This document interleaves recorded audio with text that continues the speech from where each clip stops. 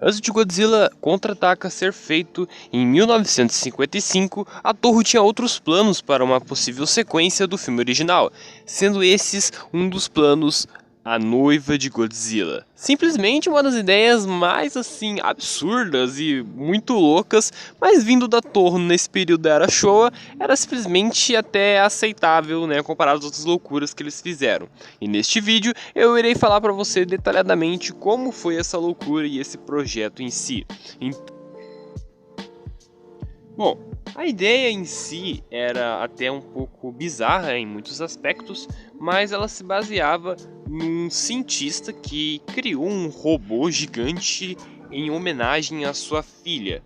E era para ser um robô semelhante a ela e tudo mais, porém nua. O que não faz muito sentido, mas tudo bem, né? Eu achei isso meio tarado da parte dele, mas fazer o que? Vamos seguir em frente.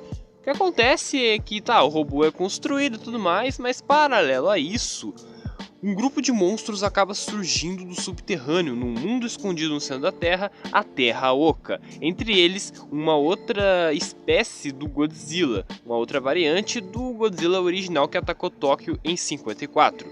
O que acaba acontecendo é que o cientista, em união com o exército do Japão, manda o robô gigante da sua filha para atacar Godzilla e os outros monstros. Porém, ela consegue derrotar os outros monstros, mas quando ela vai enfrentar o Godzilla se apaixona por ela. E ela leva ele até a Terra Oca e se explode junto com o monstro, selando o mundo antigo. Só por essa sinopse, né, essa história, já dá pra ver o quão absurdo é tudo isso. Desde a ideia de criar uma mulher gigante nua para enfrentar os monstros, até ela se explodir e o Godzilla se apaixonar por ela, tipo, é simplesmente bem sem noção. Mas tem algumas coisas interessantes que eu vi. Por exemplo, a ideia de que teríamos um desses monstros seria uma espécie de monstro camaleão gigante. Eu acho que a ideia de ter um camaleão gigante como um kaiju da Toho era até que bem interessante para a época, né? A gente teria... E o camaleão é um animal bem fantástico, bem interessante, né? Ele tem a habilidade de se camuflar, ele tem uma língua extremamente comprida que se estica e tudo mais. Ele tem alguns camaleões até chifres, né? Temos até o camaleão tem essa visão dele periférica que é muito interessante, né? Mas outro kaiju que também estaria nesse filme, um Arcpteryx, né? Gigante também, né? Tudo gigante, obviamente. E ao olhar essas concept arts desse kaiju, a gente percebe algumas coisas, como por exemplo que ele tem algumas semelhanças com o Rodan, né? Principalmente na parte da cabeça e tudo mais. Não se sabe se essa ideia do Arcpteryx gigante evoluiu para o Rodan, mas é interessante a ideia de ter um um kaiju, né, emplumado gigante, né? Ele seria uma das criaturas que a noiva do Godzilla teria que enfrentar durante o filme. E a ideia também é interessante, e ele apareceria também em alguns outros projetos cancelados da Toho. O Anguirus também daria as caras nesse projeto, e é interessante ver que ele foi o único que foi para frente, né? A ideia de ter um anquilosaurídeo gigante também estava sendo pensada para aparecer no filme, né? E, bom, cara, o que eu posso falar desse projeto, né, cara? Simplesmente eu não consigo imaginar por que eles tiveram essa ideia, né? Simplesmente maluco. Mas imagina se ao invés de Godzilla Rise Again, né? Ao invés desse filme ter sido lançado, fosse lançado A Noiva de Godzilla. Realmente, cara, teria sido muito esquisito. Mas como eu disse, né? Essa era Showa, né? Dos períodos dos filmes do Godzilla, né? Era uma era bem estranha, né? Então eles tinham vários projetos esquisitos aí, com muitas loucuras, né? Por exemplo, o Godzilla vs Hedorah, né? Com algumas cenas meio estranhas. A gente tinha aquele filme também do Minilla lá com Gabara e tudo mais. Mas mesmo assim, cara, os padrões da Toho, essa ideia era bem esquisitinha, né? Porém, uma coisa que é interessante notar é a presença da Terra Oca nessa história, né? Que aqui seria dito que os monstros desse filme se originariam de um mundo subterrâneo no centro da Terra, né? E no final do filme, o clímax até seria nesse mundo subterrâneo, onde a gente viria a noiva de Godzilla atraindo o monstro apaixonado até a Terra Oca, onde ela se detonaria, né?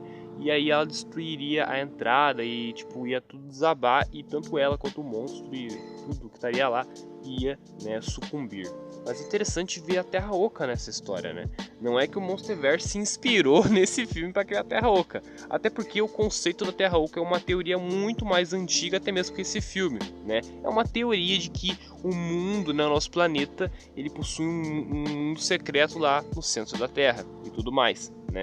Então, não quer dizer que o Monsterverse viu essa ideia descartada e quis abordar a ideia da Terra Oca. Até porque, como eu disse, é uma teoria que realmente existe, né, terraoquistas que acreditam nessa ideia, até como, por exemplo, os terraplanistas que acreditam que a Terra é plana. Não vou entrar nessa questão porque eu não quero polêmicas, né? Mas só para explicar para vocês que essa questão da Terra Oca não é só ficção. Quer dizer, é ficção, mas é baseado numa teoria científica, uma teoria especulativa científica e tal, né, de que a nossa Terra, o nosso planeta, seria oco por dentro, teria espaços subterrâneos que abrigariam vida lá, né? Então, repetindo, essa ideia não é original deste filme, é uma teoria, né? Então o Monsterverse não se baseou nesse filme para criar o conceito da Terra Oca, né?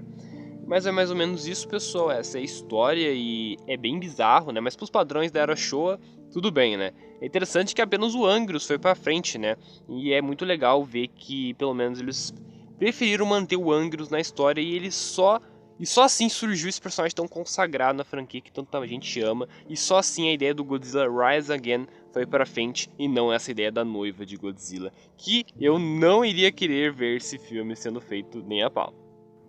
Mas e vocês gostaram de saber dessa história? Vocês queriam querer ver essa versão ao invés do filme que foi pro cinema? Eu sinceramente não iria querer ver, né? Antes de eu ir para as considerações finais e dar os créditos para um inscrito que sugeriu essa ideia, eu queria comentar rapidinho para vocês uma sugestão, uma recomendação de um canal aí bem bacana. Se você gosta de desenhos, gosta de vídeos sobre artes e tudo mais, eu gostaria de sugerir para vocês o canal Garu Arts. E ele é um canal que é bem pessoal para mim, porque ele é o canal do meu irmão, né, que está fazendo vídeos aí mostrando desenhos e tudo mais, né? O garoto tem talento, vamos lá dar uma forcinha pro meu mano. Eu acho que vocês não vão se arrepender. São vídeos de qualidade, vídeos bem editados, assim como os meus. E eu tenho muito orgulho de ver ele aqui no mundo do YouTube. Então, se vocês quiserem dar uma passada, não é obrigado, né? Mas se vocês quiserem, vão lá e dão uma força pra ele. Eu vou deixar o link do canal dele na descrição e no comentário fixado, se possível, né? Queria agradecer ao Yuzilla por ter sugerido este vídeo. Muito obrigado, meu mano, você é 10. E, bom, ele sugeriu isso na aba comunidade, onde eu postei ali a postagem sobre a comemoração, né, a gente ter o nosso 540 inscritos, né, cara? Uma meta muito boa, assim, uma meta que eu sou muito grato por tudo, pelo carinho que vocês me dão, pela atenção, pelo apoio. Eu não seria nada sem vocês e este canal provavelmente nem existiria se vocês não assistissem os vídeos e não gostassem. Muito obrigado. Se você... Bom, é claro que eu vou fazer, obviamente, as outras sugestões dos outros inscritos que deram aqui pro quadro Limbo Kaiju, quadro onde eu falo sobre filmes, personagens e kaijus e outras coisas loucas que foram canceladas, deletadas ou esquecidas aí do universo kaiju. Muito obrigado. Sim, eu farei das outras sugestões que foram dadas pelos inscritos. Se tu assistiu o vídeo até aqui, deixa a hashtag A Noiva de Godzilla. E é claro que a força é de você sempre.